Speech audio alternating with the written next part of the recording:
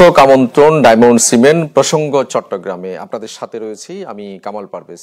দর্শক আপনারা জানেন চ্যানেল 24 এর সাপ্তাহিক আয়োজনে আমরা সমসাময়িক নানা বিষয় নিয়ে আলোচনা করি। আপনারা নিশ্চয়ই জানেন আজ বিশ্ব পর্যটন দিবস। আপনারা নিশ্চয়ই জানেন আরেকটি বিষয় যে পর্যটন খাতে সবচেয়ে বড় একটি হাব হচ্ছে বৃহত্তর চট্টগ্রাম, কক্সবাজার 3 পার্বত্য জেলা এবং চট্টগ্রাম মিলে যে বৃহত্তর চট্টগ্রাম, এটি মূলত দেশের পর্যটন হাব। কিন্তু সাম্প্রতিক বেশ কয়েক বছর ধরে দেখা যাচ্ছে যে এখানকার পর্যটন সেক্টর অনেকখানি পিছিয়ে এবং বড় কোনো উন্নয়ন নেই কিংবা পর্যটক বান্ধব ভালো কোনো কর্মসূচি নেই। এসব বিষয় নিয়ে আমরা আলোচনা করতে চাই যে কেন এখানকার পর্যটন খাত এগুচ্ছে না। আমাদের সঙ্গে পর্যায়ক্রমে অতিথিরা ভার্চুয়ালি যুক্ত হবেন। আমাদের সঙ্গে শুরুতেই যুক্ত হচ্ছেন tour operator owners association of কক্সবাজারের আহ্বায়ক মিজানুর রহমান মিল্কি, তিনি কক্সবাজার থেকে যুক্ত হচ্ছেন। মিজানুর রহমান মিল্কি, আপনাকে স্বাগত জানাচ্ছি প্রসঙ্গ চট্টগ্রামে। নিশ্চয়ই আপনি আমাকে শুনতে পাচ্ছেন। মিজানুর রহমান মিল্কি, আপনার কাছে আমি একটু শুরুতে জানতে চাই, সেটা হচ্ছে বিশ্বের অন্যতম দীর্ঘতম সমুদ্র সৈকতের শহর কক্সবাজার এবং সেখানে প্রতিদিন শত শত হাজার হাজার পর্যটক ঘুরতে আসেন। কিন্তু আমরা 1 দশক আগে কিংবা 2 দশক আগে যে কক্সবাজার দেখেছিলাম, কিছু স্থাপনা ছাড়া আসলে কক্সবাজারের খুব বেশি পরিবর্তন নেই। এই যে ট্যুরিজমের একটি বড় জায়গা হচ্ছে কক্সবাজার, সেখানে আদৌ কি আসলে কাঙ্ক্ষিত মাত্রায় আসলে পর্যটন এগুচ্ছে?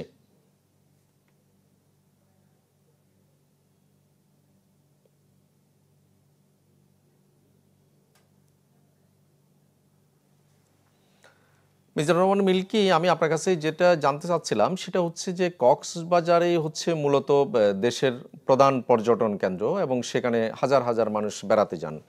আমরা 1 দশক আগে কিংবা 2 দশক আগে যে কক্সবাজার দেখেছিলাম, সেখানে আসলে কিছু স্থাপনা ছাড়া আসলে কক্সবাজারের বড় কোনো পরিবর্তন হয়নি।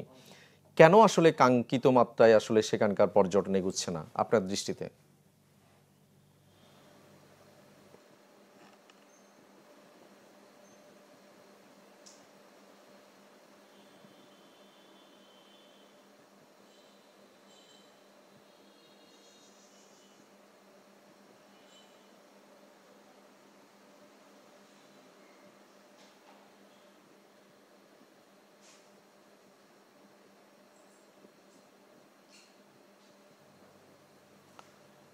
মিজানুর রহমান মিল্কি, সম্ভবত আপনি শুনতে পাননি আমার প্রশ্ন। আমি আবারও একটু আপনার কাছে জানতে চাচ্ছিলাম, সেটা হচ্ছে যে আমরা দেখেছি যে গত 1 দশক বা 2 দশকে যে কক্সবাজারে আসলে কিছু স্থাপনা ছাড়া বড় কোনো পরিবর্তন হয়নি। আসলে কেন কাঙ্ক্ষিত মাত্রায় এই কক্সবাজারের পরিবর্তন হয়নি বা সেখানকার পর্যটন এগোয়নি, শুরুতে একটু জানতে চাই।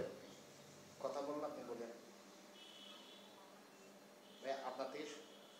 আপনার থেকে শুনতে পারলে বললে আমি কথা বলি। শুনতেছেন? আপনার সাথে কথা বলতেছে ভাই, কথা বলেন তো। আবার একটু কথা বলুন। হ্যালো বলতেছে ভাই। হ্যালো, শুনতেছেন?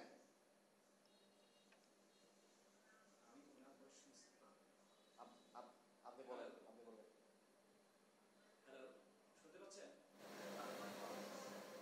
কথা বলেন ভাই, আপনি কথা বলেন। কথা বলেন, আপনি বড় করে বলুন। জি হ্যালো ভাই, শুনতেছেন? কথা বলেন আপনি। হ্যাঁ বলেন, কথা বলেন। হ্যালো, শুনতে পাচ্ছেন কিনা জিজ্ঞেস করেন। আপনি শুনতে পাচ্ছেন? আপনি কি আমাকে শুনতে পাচ্ছেন? আমি আপনার প্রশ্নটা শুনেছিলাম। এটা কি প্রশ্ন কি আমাকে করেছেন? আপনি আমার কথা শুনতে পাচ্ছেন কিনা? ভাই কথা বলতেছে, শুনতে পাচ্ছেন? হ্যালো ভাই, কথা বলতেছে, শুনতে পাচ্ছেন আপনি? আপনাকে চাচ্ছি। দর্শক, আমরা কক্সবাজারে আসলে সংযোগটি পাচ্ছিলাম না।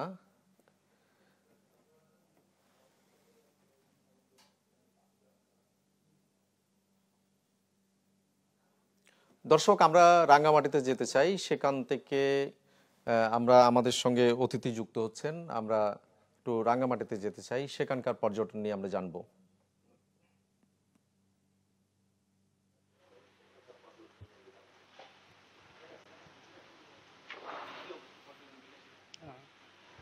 রাঙামাটি আসলে পর্যটনের সম্ভাবনাময় একটি জেলা আসলে বলা হয় রাঙামাটিকে। এই সম্ভাবনার বলে বলে আসলে দীর্ঘ সময় এখানে পার করা হয়েছে, কিন্তু এখানে বস্তুতপক্ষে যে সম্ভাবনাটা আছে সেই সম্ভাবনাটাকে কাজে লাগানোর জন্য যে ধরনের পরিকল্পনা আসলে থাকা উচিত, আমার মনে হয় যে পর্যটন সংশ্লিষ্ট যারাই আছেন তারা সেই সেক্টরটাতে আসলে প্রপারলি কাজ করছেন না। যেমন বলা যেতে পারে যে রাঙামাটিতে আসলে এখানে প্রকৃতিটার যে সৌন্দর্য সেটাও একেবারে যদি বলি তাহলে মুক্ত হস্তে দান করেছে। এখানে হ্রদ পাহাড় থেকে শুরু করে সব ধরনের প্রাকৃতিক যে সৌন্দর্য আছে সবগুলো কিন্তু বিদ্যমান, অথচ এখানকার যে পর্যটনের সম্ভাবনার ক্ষেত্রগুলো রয়েছে সেগুলোকে সঠিকভাবে ব্যবহার করাটা আসলে এখনো পর্যন্ত হয়ে ওঠেনি। আমি যদি বলি এই যে এখানে যদি 1997 সালের চুক্তি পরবর্তী সময়ের কথাটা যদি আমি উল্লেখ করি, যে পর্যটনটা স্পেসিফিক হারে আসলে জেলা পরিষদের হাতে ন্যস্ত হয়, রাঙামাটি পার্বত্য জেলা পরিষদ স্থানীয় পর্যটনকে অপারেট করার কথা, কিন্তু এখন পর্যন্ত আমরা যেটা দেখতে পাচ্ছি যে এখানে ব্যক্তি পর্যায়ে কিছু কিছু পর্যটন স্পট গড়ে উঠলো, আসলে জেলা পরিষদ এখানে তেমন ভাবে এখনো কার্যক্রম শুরু করতে পারেনি, যার কারণে আসলে এখানকার পর্যটনটা অনেকটা অগোছালো ভাবেই চলছে বলে যারা খাত সংশ্লিষ্ট আছে তাদের সাথে আমরা কথা বলে বিষয়টা জানতে পেরেছি। তারা আমাদেরকে যেটা বলেছেন যে এখানে বিশেষ করে যে এখানে হাউস বোটের সম্ভাবনা আছে, কিছু হাউস বোট আছে, তারা সেগুলি পরিচালনা করছেন। আসলে এই হাউস বোটগুলো কার কাছ থেকে নিবন্ধিত নেবে বা কোন নীতিমালায় পরিচালিত হবে সেই কোনো কর্তৃপক্ষ নেই। তো যে কথাটা আমরা বলছিলাম যে গতকালই এই ধরনের হাউস বোটের একজন ওনারের সঙ্গে আমার কথা হয়েছিল, মিজানুর রহমান, তিনি আমাকে যেটা বলছেন যে এখনো পর্যন্ত সবকিছু ঠিকঠাক ভাবেই চলছে, কিন্তু কোনো ধরনের যদি বিপত্তি ঘটে তাহলে আসলে তখন তো এই দায়ভারটা কে নেবে, যেহেতু কোনো নীতিমালা নেই, নিবন্ধনকারী প্রতিষ্ঠান নেই। একইভাবে রিসোর্টের ক্ষেত্রে দেখা যাচ্ছে যে রাঙামাটিতে প্রচুর রিসোর্ট, বিশেষ করে সাজেকের কথা আপনারা সকলেই জানেন, সেখানে অনেক বেশি রিসোর্ট রয়েছে। আবার পাশাপাশি সম্প্রতি সময়ে রাঙামাটি শহরেও বেশ কিছু আসলে রিসোর্ট গড়ে উঠেছে, কিন্তু এগুলো আসলে তত্ত্বাবধান কে করবেন সেই তো মানে আমরা যদি বলি যে কর্তৃপক্ষের নজরদারির অভাব আছে, বা এখানে যারা যেটা বলবো যে আমি এখানকার যে এখানে নীতি নির্ধারক যারা আছেন, বা এটা কোন আলোকে চলবে, কিভাবে এখানে এগুলোকে পরিচালনা করা হবে, বা যে প্রবিধান জেলা পরিষদের প্রণয়ন করার কথা সেই পরিবিধানটার আসলে কোন পর্যায়ে আছে, সেগুলো আসলে এখনো পর্যন্ত না হওয়ার কারণে এখানকার যে সম্ভাবনাময় যে পর্যটন খাতটা সেই খাতটা আসলে এখনো পুরোপুরি বিকশিত হতে পারেনি। একইভাবে আবার যদি আমি বলি যে রাঙ্গামাটিতে একজন পর্যটক যখন ঘুরতে আসেন, তিনি সারাদিন রাঙ্গামাটির বিভিন্ন পর্যটন দর্শনীয় স্থানগুলি তিনি ঘুরে আসলেন, ঘুরে আসার পরে সান্ধ্যকালীন সময়টা তিনি আসলে এক ধরনের অবসর সময় কাটান, তার হাতে আর কোনো কাজ থাকে না। অথচ দেখুন এই ক্ষেত্রে রাঙামাটিতে যে 14টি জাতিসত্তা বসবাস করে, তাদের প্রত্যেকের বৈচিত্র্যপূর্ণ সংস্কৃতি রয়েছে। এই সংস্কৃতিটাকেও বিকাশ করার মতো আসলে কোন সবুজ, আপনি থাকুন আমাদের সঙ্গে। আপনার কাছে আমরা শুনছিলাম যে পাহাড়ের পর্যটন খাত নিয়ে আপনার মতামত শুনছিলাম। দর্শক, আমরা ছোট্ট একটা বিরতি নিব, আমরা বিরতিতে ফিরবো একটু পর।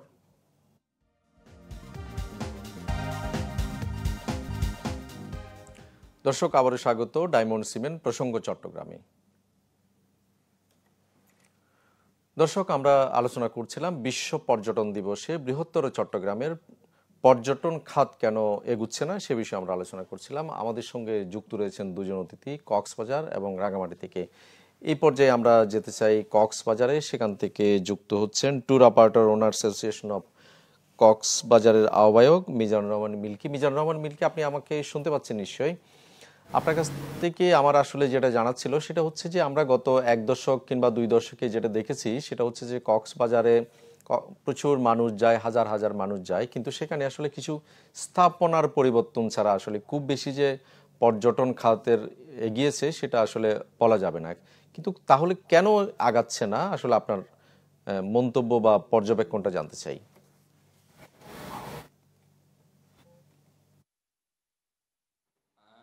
ধন্যবাদ। আপনি যথার্থই বলেছেন। কক্সবাজার বাংলাদেশের একটি অন্যতম পর্যটন গন্তব্য।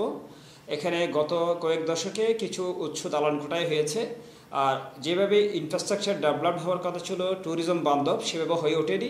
তার মধ্যে আমি প্রথম দেখি সেটা হচ্ছে গভর্নমেন্ট বা আমলাতান্ত্রিক জটিলতা, আমলা নির্ভর আমাদের পর্যটন। কখনো উদ্যোক্তারা যখন কিছু করতে যায়, সে আমলা নির্ভরতার কারণে আমলাতান্ত্রিক জটিলতায় পড়ে ওই প্রসেসটা আর এগোয় না। আবার যখন উদ্যোক্তারা বা ইনভেস্টররা করতে চায়, তখন সেই সেম প্রবলেম, আমলাতান্ত্রিক প্রবলেম।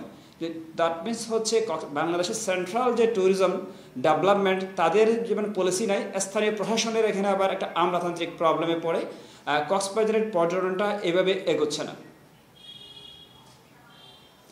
আর হ্যালো, এবং আরও কিছু ইস্যুস এখানে জড়িত।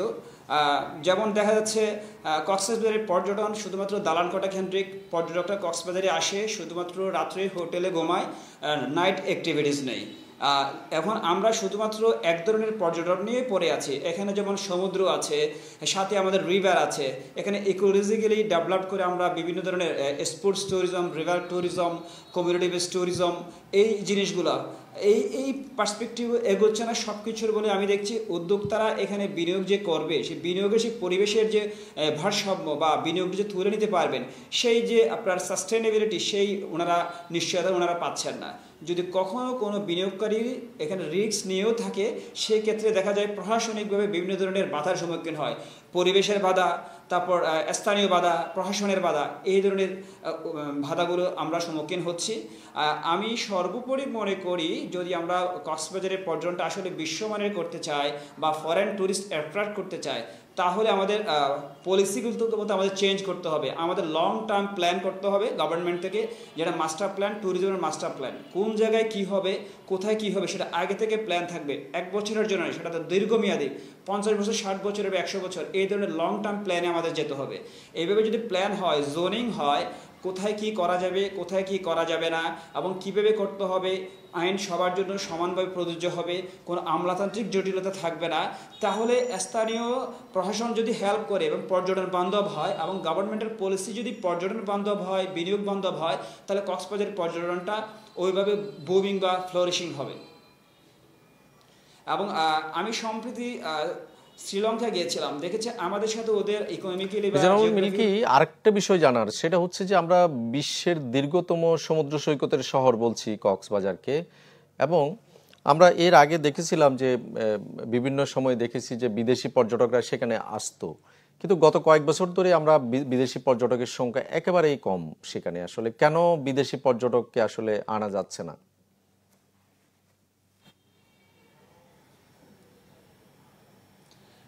বিদেশি পর্যটক কক্সবাজারে আসার জন্য যে এলিমেন্টসগুলো ওনারা চায়, সেই এলিমেন্টসগুলো কক্সবাজারে অনুপস্থিত। হ্যালো, আপনি শুনতে পাচ্ছেন? কক্সবাজারে সেই এলিমেন্টসগুলো অনুপস্থিত আছে। যেমন ওনারা নাইট লাইফ বলতে কক্সবাজারে কোনো কিছু পান না। ওনারা সন্ধ্যার পরে খুব একটা লেভিশ লাইফ লিড করার জন্য কোনো কিছু পায় না, এখানে ওনারা এলিমেন্টস নেই।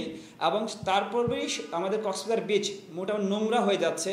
বিচের মধ্যে যদি নিরিবিলি নিবৃত্তির সময় কাটাবে, সেই অবস্থাও নেই। হকার্স থেকে শুরু করে এখানে বিক্ষোভ, হিজড়া, বিভিন্ন ধরনের উৎপাত। পর্যটকরা কিন্তু এগুলো পছন্দ করেন না, ওরা নিরিবিলি নিবৃত্তি চান। আমাদের ন্যাচারাল যে ইকোসিস্টেম, সেই ইকোসিস্টেম এখানে নেই। এবং রাস্তায় ওনারা যদি বের হন, এখানে ট্রাফিক সিস্টেম বলতে মানে খুব করুণ অবস্থার মধ্যে পড়েছে। কোনো ম্যানেজ হিসেবে কাজ করছে না। এইগুলো দেখার জন্য পর্যটকরা এগুলো জানেন, বিদেশিরা যে ইনফরমেশন থাকে, তারা সেই জন্য ওনাদের ভ্রমণ গন্তব্যের কাছ থেকে কক্সবাজারটাকে আপাতত ওনারা দূরে রেখেছেন। আমাদের কাছে এইগুলোর প্রতীয়মান, যদি এইগুলো যদি অ্যাকচুয়ালি অ্যাড্রেস করে যদি সংশ্লিষ্ট কর্তৃপক্ষ এগুলোকে সলিউশনের পর্যায়ে নিয়ে যায়, আশা করি, এবং বাংলাদেশের যে ডেস্টিনেশনসগুলোকে দেশি বিদেশি বিভিন্ন ট্যুরিজম ফেয়ার বা এমবেসি এবং আদার্স যে আপনার বিভিন্ন ফেয়ার আছে, সেখানে যদি প্রমোট করা যায়, কক্সবাজারে কিন্তু বিদেশি পর্যটক আবার আগের মতন আসবে বলে আমি পোষণ করি। হ্যালো, মিজানুর রহমান মিল্কি, আপনি থাকুন আমাদের সঙ্গে। আমরা এই মুহূর্তে যেতে চাই রাঙ্গামাটিতে। সেখান থেকে আমাদের সঙ্গে যুক্ত হচ্ছেন পর্যটক উদ্যোক্তা আলোকব্রত চাকমা। আলোকব্রত চাকমা, আপনি নিশ্চয়ই এতক্ষণ শুনছিলেন মিজানুর রহমান মিল্কি, তিনি বলছিলেন যে বিভিন্ন সেক্টরের কক্সবাজার বা সেখানকার যে পর্যটকের উন্নয়ন হয়নি এবং নানা ক্ষেত্রে আসলে উন্নয়নের সুযোগ ছিল। আপনি কি মনে করেন আসলে পাহাড়ের পর্যটন যতটুকু এগুনো দরকার ছিল ততটুকু কি আসলে গিয়েছে, বা বাধা কোথায়, চ্যালেঞ্জগুলো কোথায়?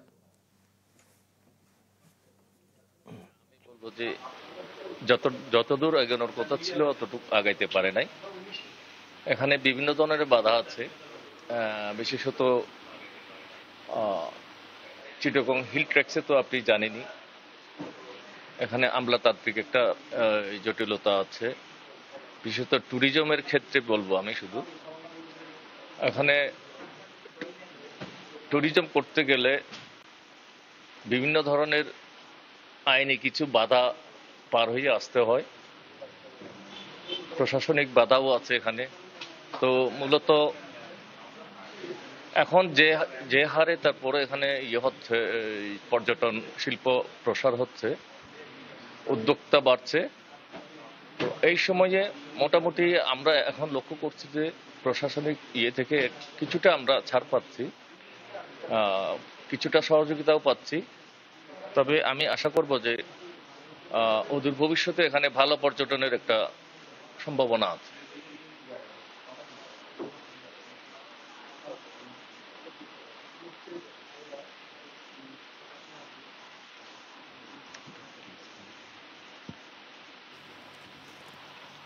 আলোকব্রত, আরেকটা বিষয় জানা দরকার, সেটা হচ্ছে যে পাহাড়ে আমরা বিভিন্ন দেশে আমরা দেখি যে পাহাড়ি এলাকায় যে পার্বত্য এলাকায় যে পর্যটন যে কেন্দ্রিক হয়, বিশেষ করে কমিউনিটি ট্যুরিজম, এইটা আসলে খুব বেশি বিকাশ হয়নি। আসলে এইটার সম্ভাবনা কতটুকু সেখানে? এখানে প্রচুর সম্ভাবনা আছে কমিউনিটি ট্যুরিজমের। এই কমিউনিটি ট্যুরিজম বিকাশ করতে হলে প্রথমেই প্রশাসনকে এগিয়ে আসতে হবে। যেহেতু আমরা হিলের লোকজন, হিলের উদ্যোক্তারা এখন মোটামুটি সবাই আশাবাদী যে কমিউনিটি ট্যুরিজম করবে, তো প্রশাসন যদি বিভিন্ন স্তর থেকে মানে যেই সংগঠন বা যে সংস্থার যে সুবিধাটা আছে, ওরা যদি সবাই কমিউনিটি ট্যুরিজমের উপরে গুরুত্ব দেন, তাহলে আমার মনে হয় যে উদ্যোক্তার কোনো অভাব হবে না। এখানে এখন প্রচুর উদ্যোক্তা সবাই কমিউনিটি ট্যুরিজমের উপরে খুব গুরুত্ব দিচ্ছে। তো এলাকা ভিত্তিক মেইন হলো যে যে এলাকায় ট্যুরিজম হবে ওই এলাকার লোকজনকে সম্পৃক্ত করে এগুলো করতে হবে, তাদেরকে পাশ কাটিয়ে কোনোভাবেই এগুলো করা সম্ভব না। যেহেতু এখানে দুর্গম এলাকা, এমন কিছু এলাকা আছে হয়তো এলাকাটার সৌন্দর্য আছে, অদূর ভবিষ্যৎ আছে, ওখানে পর্যটন করা যাবে, কিন্তু ওখানকার যে কমিউনিটি আছে ওদের সাথে সমন্বয় ছাড়া যদি ওখানে কেউ করতে যায় তাহলে এটা সমস্যা হবে, ওখানে করা যাবে না। তো সুতরাং যে এলাকায় ট্যুরিজম সম্ভাবনা আছে ওখানকার কমিউনিটিকে দিয়ে প্রশাসন যদি একটা ব্যবস্থা নেয়, সমন্বয় করে যদি একটা ট্যুরিজমের তৈরি করে, পরিবেশ তৈরি করে, তাহলে এখানে অবশ্যই ট্যুরিজম হবে।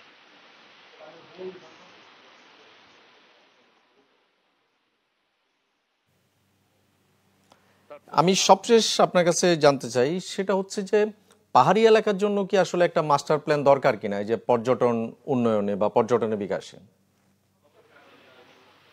হ্যাঁ, অবশ্যই মাস্টার প্ল্যানের একটা দরকার আছে। মানে আমার মনে হয় যে এখানে মাস্টার প্ল্যান করতে হলে উচ্চতর পর্যায় থেকে এই প্ল্যানিংটা আসতে হবে। যেহেতু আমরা দীর্ঘদিন ধরে ট্যুরিজম করছি, এখানে ট্যুরিজম বিজনেস করছি, এখানকার প্রশাসন, আপনি বলেন কি বলে, প্রশাসনিক কর্মকর্তা যারা আছেন এবং ওই যে বিভিন্ন বাহিনীর প্রত্যেকটা টুরিস্ট পুলিশ আছেন, তারপরে পুলিশ আছেন, তারপরে বাংলাদেশ সেনাবাহিনী আছে, তারপর প্রত্যেকটা এলাকার যে কমিউনিটি আছে সবার সাথে সমন্বয় করলে এখানে একটা অপার সম্ভাবনা আছে যে ইকো ট্যুরিজমও হবে। নিশ্চয়ই আলোকব্রত চাকমা, আপনাকে অনেক ধন্যবাদ আমাদের সাথে যুক্ত হওয়ার জন্য এবং আপনার মতামতের জন্য। একই সঙ্গে আমরা ধন্যবাদ জানাচ্ছি কক্সবাজার থেকে যুক্ত হওয়া মিজানুর রহমান মিল্কি, দুজনকে অনেক ধন্যবাদ আমাদের সময় দেওয়ার জন্য। দর্শক, আপনাদেরকেও ধন্যবাদ, ভালো থাকুন সবাই।